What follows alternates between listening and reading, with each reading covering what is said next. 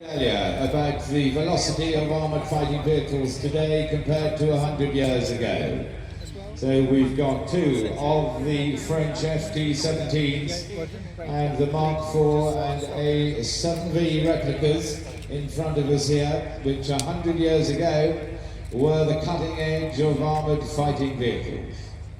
And to tell us their story with this tank chat, one of the most experienced historians and authors about armoured fighting vehicles, and was here at the Tank Museum for many years. Ladies and gentlemen, Mr. David Fletcher.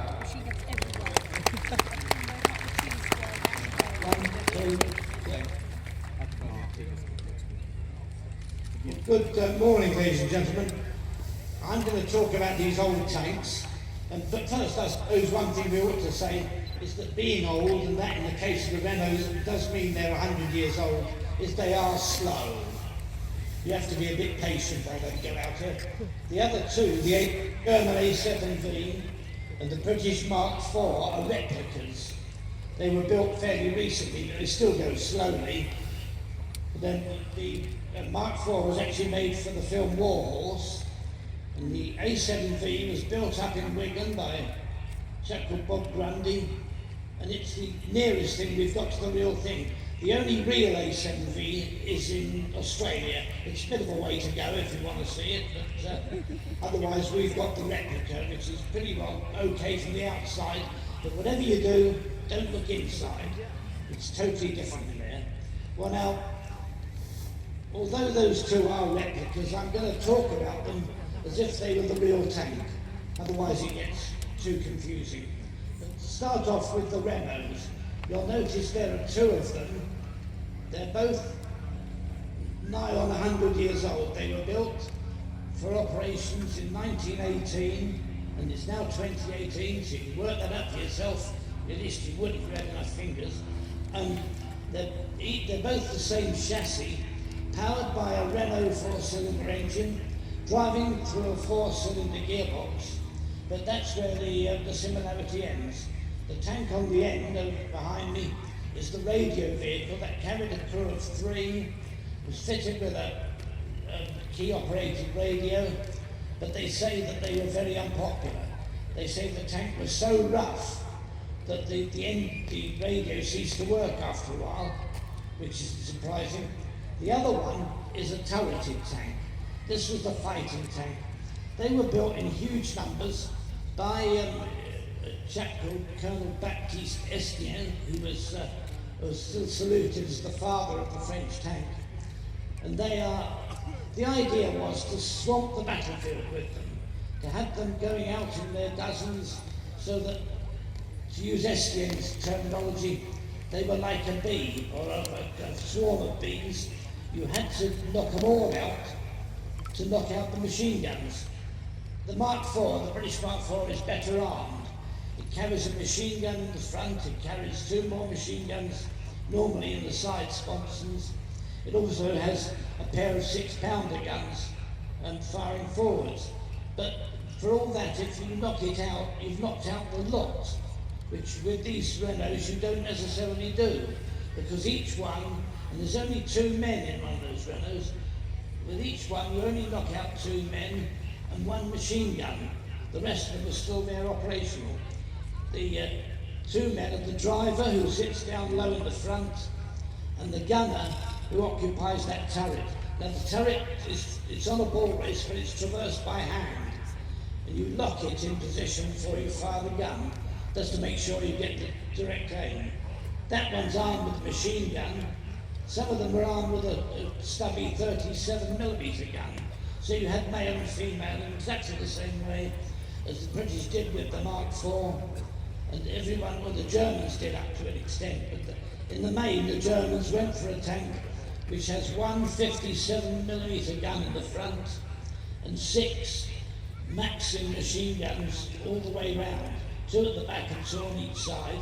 Now the trouble with that is that you need 2 men to load and fire the main gun. You need 2 men with each machine gun. So that's, you can work it out yourself, it's 14 men. Then there's 2 men in the top of the tank, they're the driver and commander. You have 2 men underneath the tank who are engineers really, they're supposed to keep the engines going.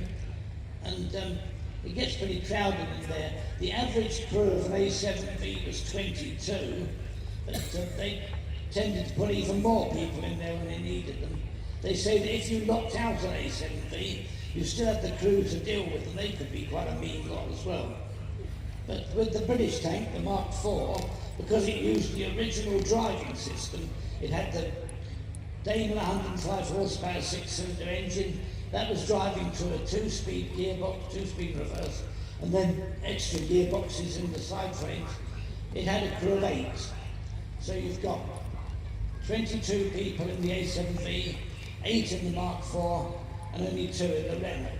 So they're gradually coming down and making them more manageable. You'll notice that they don't go terribly fast, any of them. The top speed of a Renault is about just over 4 miles an hour. But across country, they're reduced to about 2 miles an hour. It's about all they can stand. Their tank weighs about 6 tons, and it does have springs.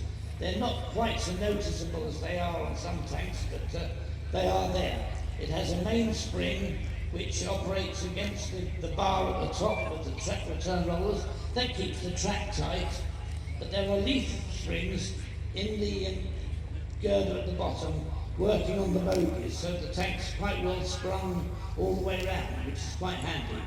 The tank has 16mm of armour on the front, that's the Renault, and 8mm on the side. The Mark IV, about 12mm on the front of the cab, 10 on the rest of the cab, and 8mm all around the less vulnerable sides and the sponsons and so on. So that's the difference. The German tank has 30mm of armour on the front and 10mm of armour on the sides. They're all a bit more or less the same. None of them are really proof against the other, but they are reasonably defensive against machine gun ammunition, which was the main thing that was fired at them, by rifle and that kind of thing as well. So that's the real difference between them. The German tank is powered by twin Mercedes 4-cylinder engines side by side. It's also sprung. It uses the Holt type suspension underneath, and it also has a 3-speed gearbox which works in both directions. So with the A7V, although there is a front, and that's the bit where the gun sticks out, they can go just as easily in the other direction. The 2 chaps at the top can revolve their seats and drive backwards just as easily. Whereas in the Mark IV, although it can go backwards, it's not easy. You've really got to keep an eye on where you're going if it matters, which it doesn't in a tank. But that's how they work. And with the little Renault, although it went in reverse, the fact is that everyone except the driver can see it's easy to turn round, and you can see in either direction quite well. So there are the main differences in these different tanks. Now, when it comes to how they're used, the French tried heavy tanks earlier on, they weren't terribly successful. We had one here last year, but these little Renault immensely successful. They had so many left that after the war, they managed to export loads of them, and they also used them in the Second World War. They were used both in defence against the German attack in 1940, then the Germans used for internal security work all around France, and they say that some, operated by the Vichy French, were used in North Africa to fight off the British and American invasions, the torch operation. So that was quite remarkable for a tank as old as that. It was the only First World War tank used extensively in the Second World War. Quite amazing.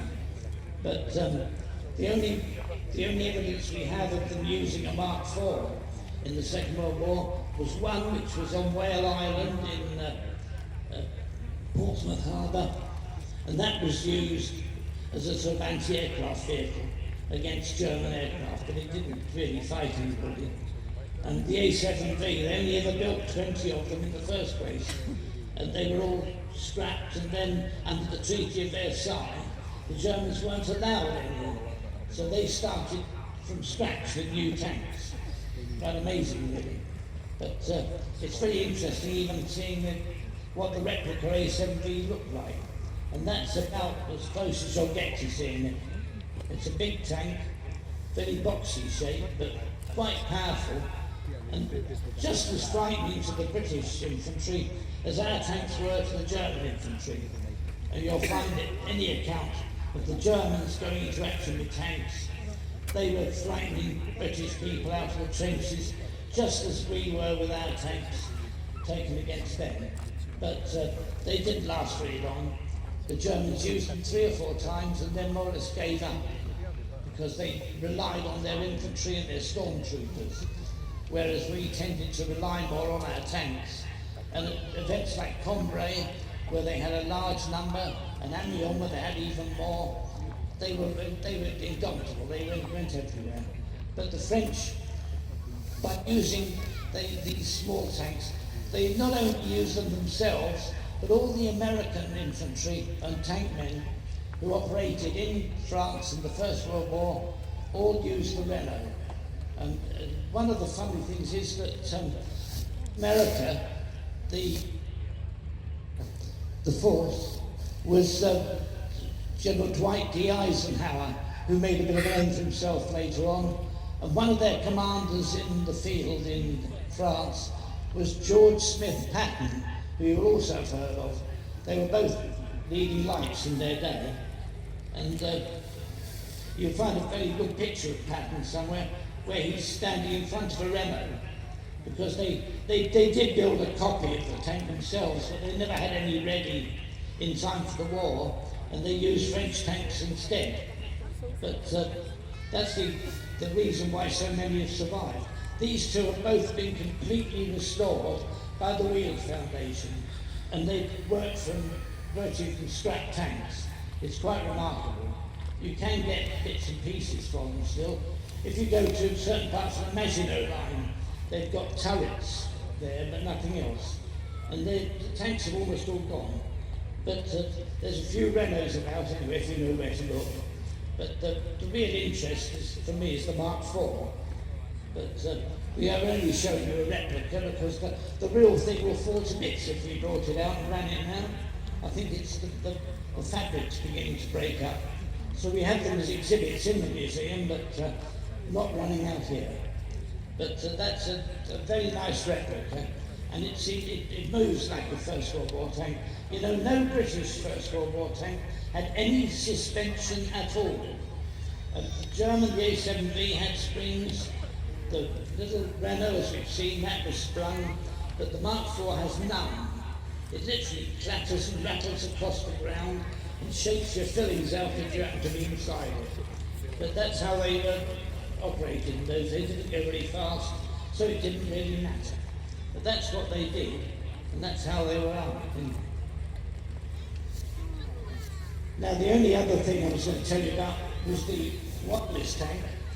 This was used by the French army in a limited way. They had a few of them at the end of the war, and they were very unpopular.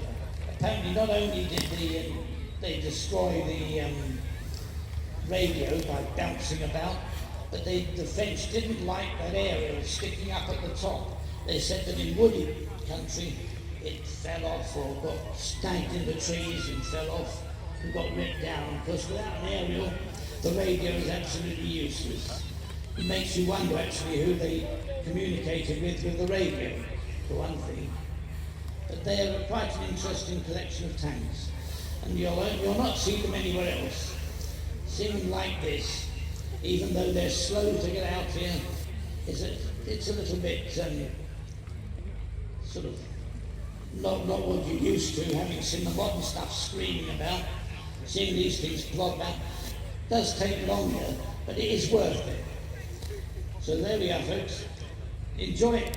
Enjoy the rest of the day. I'm just about done. Thanks very much. Ladies and gentlemen, Mr. David Fletcher, author, historian, and part of the Tank Museum here for many years. David, thank you very much indeed, and good fortune for the rest of the day. So as he departs in the Rolls Royce, as soon as we recover the A7 and the Mark IV and the two French vehicles, we will reconvene with opening the tank park, and also the vehicle rides will recommence over lunchtime. So in about 10 minutes or so, there will be an opportunity to go to both locations.